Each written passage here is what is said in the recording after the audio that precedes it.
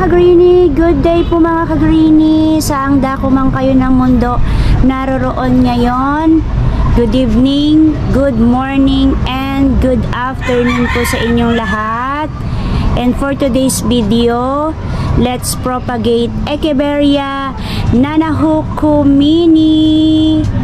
Ito po siya, ayan. Dahil marami na po siyang babies, offset sa likod niya, ayan po, di na makahinga ang kanyang mga babies. Ikakat ko na siya para po mas lumaki yung mga babies na yan, yung mga offset na yan. Kasi po ayan o, nadadaganan sila ng kanilang mother. Madami dito, ayan o. One of the most beautiful rosette ay itong nanahukumini. Ayan o. Ganda niya. Yung tip niya matulis na may kulay red. Hawig siya ni cat's claw. Ngayon, magpropagate muna ako through offset niya, babies niya. So, gamit ako ng scissor. I-disinfect natin, lalo na pag cuttings ang gagawin natin, alkoholan natin. At meron din akong cinnamon, yan. Pagkatapos kong i-cut, i-dip natin sa cinnamon. Kunin lang natin, sakalin natin 2 to 3 inches. Ayan, medyo may space yung kanyang stem. Meron nga palang nag-comment sa akin yan, nagtanong bakit daw kailangan 2 to 3 inches kapag tayo ay nagkakat. Tanong ko rin po yan before, kasi merong iba po sinasakal nila or parang wala silang iniiwan na stem kapag sila ay nagkakat, pagkatapos papatong lang nila.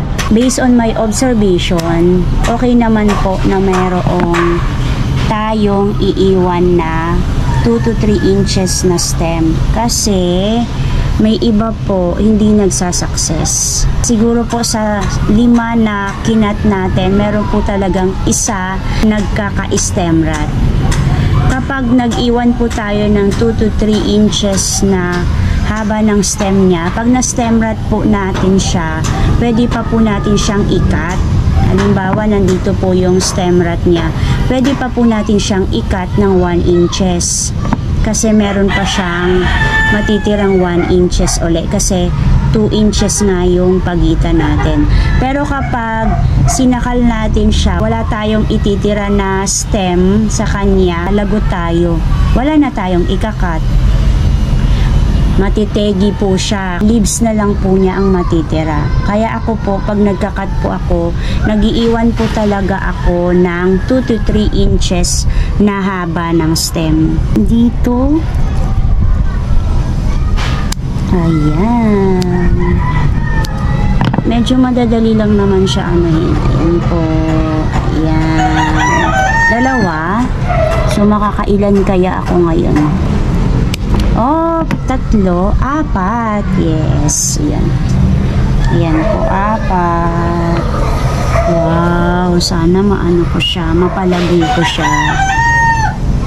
Or, maging successful lahat ng aking ikakat. Iangat ko lang siya konti. Ayan. 5. At ito ay pang-6. Wow. So, ayan siya. Clear na. Lagyan ko lang ng cinnamon yung pinagputulan. Dito din. Okay. Yan po. Diyan ka muna. So, nakakuha ako ng 6. Meron po tayong 2 option para sa pagtatanim ng cuttings. Pwede pong hindi agad natin sila ipatong or itanim. Antayin muna natin magkakalo sila. Ayan o, yung ganyan.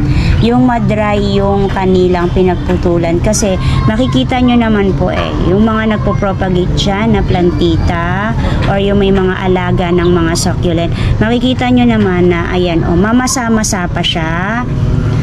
Kaya nasa inyo po kung ipapat nyo agad sila or hindi, o i-air dry nyo po muna sila. Ngayon, ipapat ko agad sila, kaya ang gagawin ko ay ididip ko po siya sa cinnamon. Ayan. Kasi po, ito yung pinaka-protection niya. Ayan po, nalagyan ng cinnamon.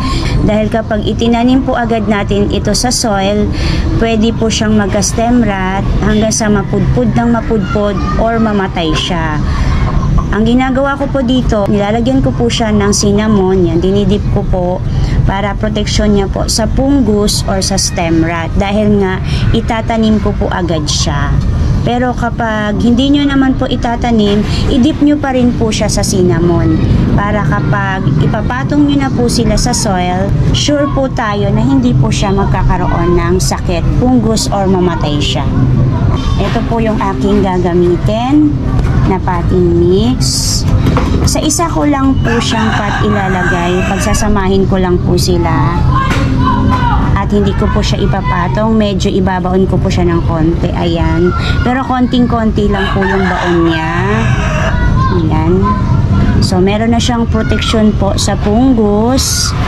Kasi ang fungus po ay nasa hangin or nasa sunlight.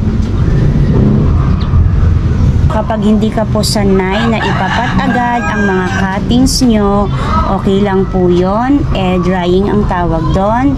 Nasa inyo po kung ilang araw nyo po siya i-air dry. Basta po magkakalos lang siya, madry lang yung stem na pinagputulan niya, okay na po yun. 1 day hanggang 3 days, nasa inyo po yun. Ako po, dalawa din po yung paraan na ginagawa ko. Minsan po, nag-i-air dry ako kapag kinakat ko sila. Minsan naman, diretso na po ako ng pot. Sa mga ganong pagkakataon, na-observe ko po kasi na air drying or no air drying, nagkakaroon po talaga sila ng problema minsan. May mga hindi po nagsasucess na mga cuttings. Sa 5, meron pong isa na nagkaka-stem rot. Pero pare-pareho naman po yung process nila. Kinat, pagkatapos in-air dry, dinip sa cinnamon. Nagkakaroon pa rin ako ng casualties kapag nagkakat ako. Pero bibihira lang po yun. Mas marami po yung pag nagkakat ako ay successful sila. Pero para po maiwasan natin na mabuhay sila at hindi sila mamatay, mas okay po na mag-air dry kayo, lalong-lalo na sa mga beginners. Ako kasi medyo matagal na ako at marami naman akong napopropagate. Marami po akong nakakat, ganyan. So, minsan hindi ako nanghihinayang na ma-stem rot sila ng kahit isa lang, kasi isa lang naman. Pero kapag kayo nga beginners at hindi kayo sanay na mamatayan, okay po na mag-air dry po kayo. Ang gagawin ko po ngayon ay hindi ko po siya paarawan. Ilalagay ko lang po siya dito sa gilid ko po, dito sa repotting area ko. Wala po siyang araw pero nandito po siya sa aking garden. Wala po siya sa loob ng bahay. Kapag bagong cut, repot ko ng mga succulent ko, hindi po ako agad nagpapaaraw dahil wala pa po silang new roots. Magkaka-new roots naman po sila. Tutubuan naman po sila ng bagong mga ugat kahit po nasa shaded area lang po sila. At pag ganito po, hindi po rin siya pwede mabasa, hindi po siya pwedeng diligan at mapaulanan. Doon lang po siya sa gilid kasi pwedeng mamatay siya agad-agad. Pinaka mabisang paraan para po tayo ay magparami ng ating mga cactus and succulent cuttings po by offset or babies. And that's it for today mga ka-greenie. Kung love po ninyo at nagko-collect din po kayo ng mga plants, ornamental plants, house plant, cactus and succulent, please po pa-like, pa-share na rin po ng aking video, and don't forget to subscribe, Ana Duran.